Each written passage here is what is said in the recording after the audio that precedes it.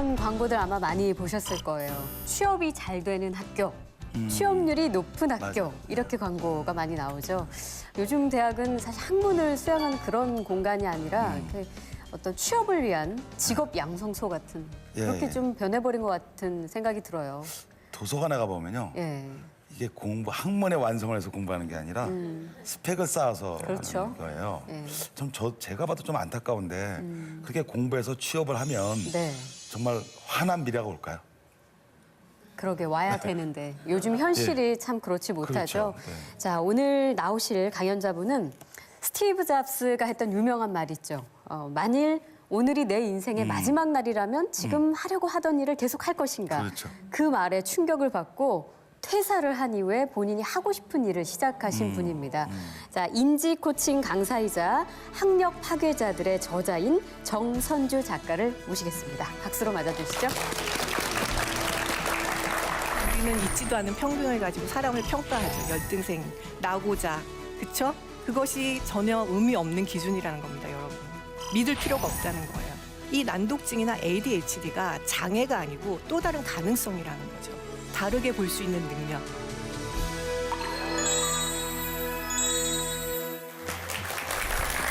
네, 안녕하세요. 방금 소개받은 정선주라고 합니다. 반갑습니다. 네, 저는 오늘 좀 도발적인 내용의 이야기를 하려고 해요. 학교라는 울타리를 벗어나서 자신만의 꿈을 성취해 나가고 삶을 리드해 나간 학력 파괴자들에 대해서 얘기를 해보려고 합니다. 네. 여러분 요즘 취업하기 너무 힘드시죠? 네. 네, 표정을 보니 진짜 힘드신 것 같네요. 젊은 분들이 많이 오셔갖고, 네. 지금 요즘 취업이 너무 힘들어서 매일 나오는 뉴스만 봐도 정말 가슴이 아프더라고요. 앞으로 10년간 여전히 대졸의 79만 명에게 일자리가 없다고 해요. 너무 슬프죠. 그래서, 왜 이런 일이 일어날까? 저는 그게 굉장히 궁금했고 학교라는 곳이 과연 무엇인가에 대해서 궁금증을 갖고 학력 파괴자들에 대해서 조사를 하기 시작했어요. 그래서 제일 먼저 학력 파괴자들 하면 떠오르는 곳이 있죠. 바로 IT 쪽, 실리콘밸리. 네.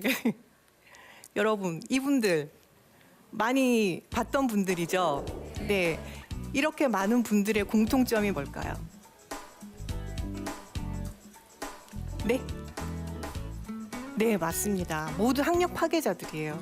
이분들이 다 모두 실리콘밸리에서 세계 최고의 기업들을 창업했거나 CEO로 계신 분들인데 모두 대학을 중퇴했고요. 심지어 어떤 분은 고등학교를 중퇴했어요. 네. 그래서 그럼 이렇게 학력 파괴의 바람이 최근에 IT 쪽에서만 일어나는 일일까라는 궁금증을 가지고 제가 또 과거로 돌아가 봤습니다. 그래서 예전에 우리 그 인류의 문명이 조금씩 발전을 또는 혁신적인 발전을 이루었을 때도 역시 학력 파괴자들이 있더라고요. 그래서 비행기를 누가 발명을 했죠? 네, 라이트 형제는 고등학교를 중퇴했어요. 그래서 비행기를 만든 거는 독학으로 본인들이 새가 하늘을 날 수 있다면 사람도 날 수 있다라는 확신을 가지고 데이터를 모아서 본인들이 실험을 해서 만든 거예요. 예, 이분들은 자전거 수리공들이었죠. 다음 이제 현대로 다시 넘어와 보겠습니다. 빌 게이츠가 모든 사람들의 책상 위에 PC를 한 대씩 놨죠. 근데 이 컴퓨터가 어디로 왔나요, 이제? 예, 우리들 손안으로 들어왔죠. 이 다음 PC와 스마트폰을 잇는 차세대 컴퓨팅 플랫폼이 뭔지 아세요, 여러분? 네? 네, 시계는 아니고요. 혹시 이거 본 적 있으세요? 가상현실 기기입니다. 이제는 스마트폰이 영원하지 않다 그래요. 차세대 컴퓨팅 플랫폼은 가상현실이 되는데 이 가상현실 시장을 개척한 사람이 팔머 럭키라는 청년입니다. 그런데 이 친구의 학력은 어떻게 되는지 아세요? 14살 때까지 학교에 가본 적이 없어요. 홈스쿨링으로 공부를 했고요. 자기가 전기공학에 관심이 많아서 온라인으로 공부를 한 거예요.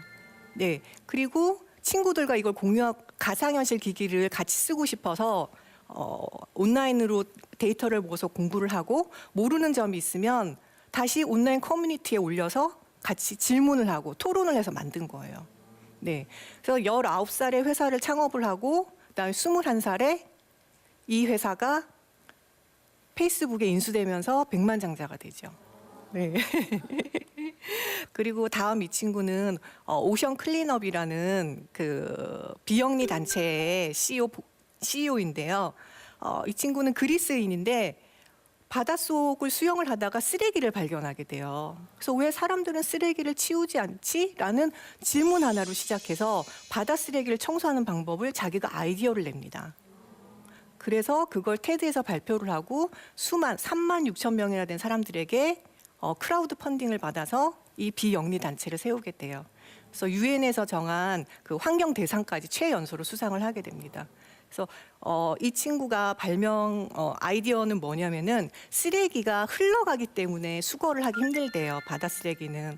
근데 이 바다 쓰레기가 차지하고 있는 면적은 대양의 4분의 1에 해당한다고 합니다. 엄청나죠.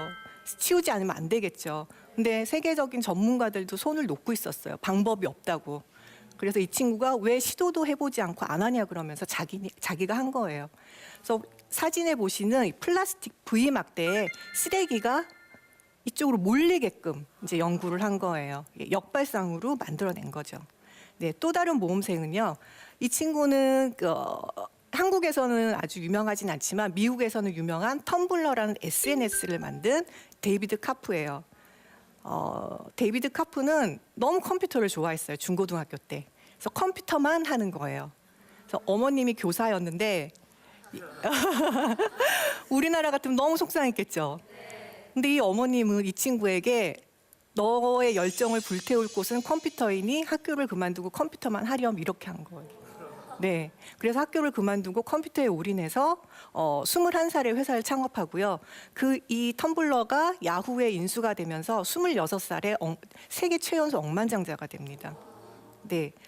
그리고 또 한 분 우리나라의 그런 모험생들을 보여드릴게요. 이거 여러분이 좋아하시는 거예요. 밥버거 좋아하시죠? 네, 우리나라에서 최초로 밥버거를 만든 봉구스버거의 오세린 CEO인데요. 이분은 어릴 때부터 너무 사업이 하고 싶은데 부모님이 공부만 시킨 거예요. 그래서 고등학교를 중퇴를 했지만 부모님의 설득에 의해서 대학을 합격은 했어요. 근데 도저히 대학을 다닐 이유를 못 찾는 거예요. 그래서 입학한 지 2주 만에 등록금을 환불받아서 장사를 시작합니다. 그 등록금이 많지 않으니까 처음 노점상부터 시작을 한 거예요. 그래서 수많은 실패를 했죠. 근데 그게 실패가 아니었던 거예요. 실패를 하면서 한 가지 눈에 들어온 게 주먹밥이 너무 잘 팔리는데 이걸 다양화하는 사람들이 아무도 없더라는 거죠. 그래서 이분은 주먹밥을 다양화시키는 걸 연구해서 이렇게 체인점을 10개나 되는 체인점을 만드셨습니다. 다음 열등생들에 대해서 볼게요. 자, 하버드 교수인데요. 이분은요. ADHD를 갖고 계세요. 그래서 너무너무 악동이었어요. 악동. 그래서 학교도 졸업을 못할 정도의 점수여갖고 그냥 자퇴를 합니다. 근데 부모님이 밀어주셨죠. 너를 그래도 사랑해. 네가 아직 좋아하는 걸 못 찾았기 때문이야. 도전을 해봐. 그래서 자신이 좋아하는 거를 공부를 시작해서 하버드에 들어가고 교수까지 됩니다. 근데 이분이 교수가 돼서 한 가지 발표한 연구가 있어요. 이 연구를 여러분께 한번 알려드릴게요. 미국에서 신형 조종 전투기를 만들게 됐어요. 근데 그러면 전투기에 맞는 조종석을 만들어야 되는데 수치가 중요하잖아요. 치수가. 그래서 4,000명이나 되는 조종사들의 그 신체 치수의 평균을 다 낸 거예요. 뭐 키, 허리 둘레, 엉덩이 둘레 10개 정도를. 그래서 평균을 내서 비행기 조종석을 만들었는데 그다음에 또 조사를 했죠. 이 조종기 조종석에 딱 맞는 평균에 맞는 조종사는 몇 명일까? 여러분 몇 명이었을까요? 알아맞혀 보세요. 10명. 네. 6명? 네. 놀라지 마세요. 0명이었습니다. 그러니까 평균이라는 것에 맞는 사람은 아무도 없는 거예요. 근데 우리는 있지도 않은 평균을 가지고 사람을 평가하죠. 열등생, 나고자. 그쵸? 그것이 전혀 의미 없는 기준이라는 겁니다, 여러분. 믿을 필요가 없다는 거예요. 그래서 가장 지금 대표적인 케이스가 이분이에요. 버진그룹의 리차드 브랜슨 아시죠? 영국에서 가장 유명한 기업인데요. 이분이 난독증이 있어서 책을 못 읽어요. 그런데 세계적인 기업의 CEO가 되었습니다. 이분은 아무리 회초리를 맞고 학교 다닐 때 회초리를 맞고 그래도 그걸 믿지 않았어요. 나는 나의 길이 있다. 그래서 학교를 그만두고 잡지사를 시작하고 그다음에 음반사를 시작하고 하면서 400개가 넘는 자회사를 가진 CEO가 된 거예요. 그래서 어떤 통계에 의하면 사업가들 중에서 난독증을 가진 비율이요, 일반인들보다 4배가 많다 그래요. 그러니까 이 난독증이나 ADHD가 장애가 아니고 또 다른 가능성이라는 거죠. 다르게 볼 수 있는 능력. 네. 그리고 또 하나 재미있는 통계를 알려드릴게요. 2008년에 금융위기가 왔었죠. 네, 그때 금융위기를 초래한 기업들의 CEO가 엄청 비난을 많이 받았죠. 네, 그리고 퇴직금도 엄청 많이 받아서 정말 비난을 면치 못했습니다. 그런데 이분들의 학력은 모두 다 명문대를 나온 분들이었어요. 근데 재밌는 건 이 조사를 하신 분이 미국의 어떤 박사님이셨는데, 그러면 가장 존경받는 기업의 CEO를 한번 조사해보자. 10대 책임 기업, 가장 존경받는 기업의 CEO들의 학력은 어떨까? 했더니 명문대는 단 2명이었고요. 대안학교가 2명이었습니다. 그러니까 대안형 대학교였죠. 다음 학력 파괴자들이 5명이나 됐습니다. 네. 놀랍지 않으신가요? 그래서 저는 이 학력 파괴자들의 공통점을 찾기 시작했어요. 자, 둘 중에 무엇일까요? 맞습니다. 해야 하는 것을 할 때는요, 시키는 것을 하기 때문에 공부가 노동이 되고요. 그리고 천편일률적인 과목들밖에 공부하는 게 되지 않아요. 근데 좋아하는 것을 하게 되면 본인이 배움에 대한 사랑을 키울 수가 있어요. 네. 아, 굉장히 끄떡끄떡하시네요. 좋아하는 거 하고 싶으신가 봐요. 그렇죠? 예. 공부는 이미 누군가 발견한 지식을 우리는 암기를 하고 있잖아요, 학교에서. 그런데 탐구는 아직 발견되지 않는 지식을 찾아가는, 그렇죠? 열정과 능력이죠. 근데 탐구가 왜 중요하냐면 앞으로는 이 공부, 누군가 발견한 지식을 암기하는 거는 더 이상 쓸모없는 일이 돼버려요. 그래서 공부는 아는 힘을 길러주지만 탐구는 알아내는 힘을 길러준다. 다음, 학력 파괴자들은 어떤 걸 선택했을까요? 그렇죠. 경쟁에 대해서 이미 물들어 있지도 않았고 모든 사람과 같이 하는 뭐 음식이라든지 환경이라든지 이거를 생각을 합니다. 네. 그러면 이런 자질들이 왜 필요한지 말씀을 드릴게요. 여러분, 미래 사회가 어떻다라는 그런 예측 기사들 많이 보시죠? 네, 2030년에는요, 지금 직업의 반이 사라진다 그래요. 그리고 그 사라지는 직업의 대부분은 화이트 칼라, 관리직 이런 겁니다. 그러니까 우리가 지금 보통 공부하고 목표로 하는, 그쵸? 그런 직업들이 사라지는 거예요. 그러니까 지금의 교육 형태는 달라져야 질 수밖에 없는 거죠. 게다가 인공지능이 정말 매일매일 인공지능이 어느 정도 발달이 되는지에 대해서 기사들이 쏟아져 나오고 있어요. 이미 학습 능력이 인간 능력에 승리했다고 그러고요. 심지어는 일본에서는 인공지능이 대학 입학 시험에서 합격을 했다고 합니다. 그것도 평균보다 100점 높은 점수로. 그러면 미래 교육의 모습은 어떻게 바뀔지 그 힌트를 주커버그가 얼마 전에 딸에게 쓴 편지에서 우리는 힌트를 얻을 수가 있어요. 딸이 태어나자 딸이 살아갈 세상에는 좀 더 아이들이 자기의 잠재력을 펼치고 그리고 평등해지는 세상을 위해서 자기 재산의 99%를 기부한다고 했잖아요. 아, 모르셨어요? 네, 기부한다고 발표를 했습니다. 그래서 마크 주커버그가 예상하는 미래 사회는, 미래 사회 교육은 이런 겁니다. 똑같은 것을 우리는 배우고 자랐지만 너희는 너희가 되고 싶은 것을 정하면 그것을 배울 수 있어. 어떻게? 온라인으로, 개인 코칭으로 다 받을 수 있다는 거예요. 그래서 저는 이제 질문을 던지고 싶습니다. 여러분에게. 과연 우리가 하고 있는 교육이 올바른 것인가? 그리고 아이들을 이렇게 1%의 공부 잘하는 아이와 99%의 공부 못하는 아이로 나누는 것이 올바른 평가인가? 그 아이들의 수만 가지, 수천 가지의 재능 중에 오로지 한 가지, 공부라는 걸로 평가를 하는 것이 과연 정당할까? 이제는 이런 교육의 패러다임에서 빠져나오셔야 합니다. 그래서 입시 위주의 이제 교육에서 미래 사회에 알맞는 정말 역량 있는 친구들을 만들어내기 위해서 한번 같이 고민하고 노력했으면 좋겠습니다. 네, 감사합니다.